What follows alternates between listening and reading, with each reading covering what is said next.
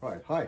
In this video, we're going to talk a little bit about the distance as far as range when we're talking about confrontations, possible danger, or when we're just talking to somebody, how to keep a safe distance out and where we want to be as far as when we're talking to them, right?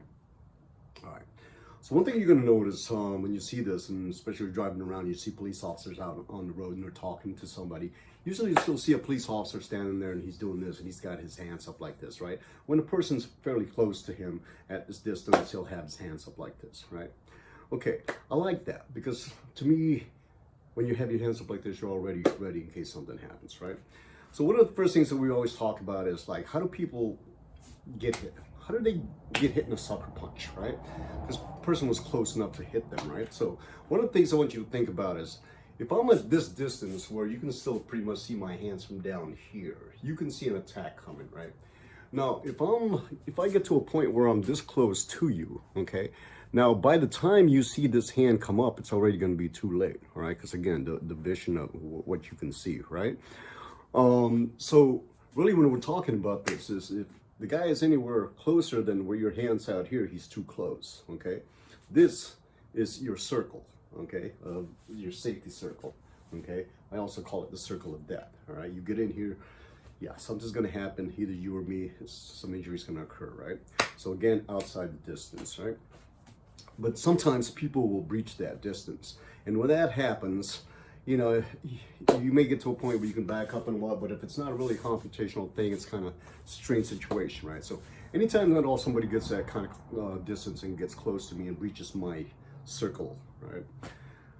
I want to create a barrier. This creates a barrier, and what it also does is it extends the distance, right, from being up here to all the way out here, right? So now he's got to actually get a little bit more out because he doesn't want to be touching where my hands are, right? So he's going to be a little more further out, right? So what it really does is it creates a little bit more distance.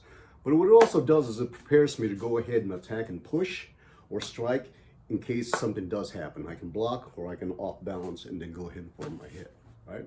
So, but again, I'm always prepared. The hands are always here. The palm strikes is just right here. The back fist is just right here. My attacks are within range, okay? So when I train, a lot of my training is short distance striking, okay? Is understanding that whatever I employ, I can employ from this distance, all right? This kind of training. And sometimes that's just coming up to a bag and just clipping it, right? Clipping it, back fist, your redondo with ticks, right? I mean, all these kind of motions, right? It's just a lot of this short distance fighting, really. So again, we're in a fight. I want to get on the inside of the fight. I don't want to be too far out here where his fist can reach me. I want to be inside the fist area, okay? So implementing the short range weapons. And again, that starts with being prepared for any situation that happens, okay? And sometimes it's just simple as this. I'm talking to somebody, something goes, I'm ready, okay? Simple techniques to get you out of trouble, right? Another thing I also recommend is something like this. If you do have to get into it with somebody, and again, more than likely, again, if you can avoid the fight, avoid it, but if you can't, something I recommend is always, again, when I'm talking about creating distance. If I'm fighting you and I'm like this, your view is you can come and hit me because you have a full view and it's not obstructed. You can come and attack and you can hit me, right?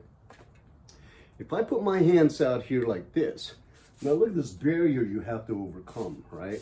It's a lot more distance. You're gonna have to punch over this or through this, and it's a lot harder, right? That's why you ever watch some of these UFC fights. Check out some of those fighters that walk up to their opponents like this, like Nick Diaz. He does that a lot, right? He does this, right? But what he's really creating is this barrier that somebody has to go over, right? Or go through, and it's a lot more difficult than somebody standing in front of you like this because he's wide open. He might think that he's got his hands for blocking, but you can still deliver those punch over those hands. Where somebody like this, yeah, it's kind of a little bit harder, right? So again, just little tips and tricks that you can use in possible fight situations. Okay? All right, thank you.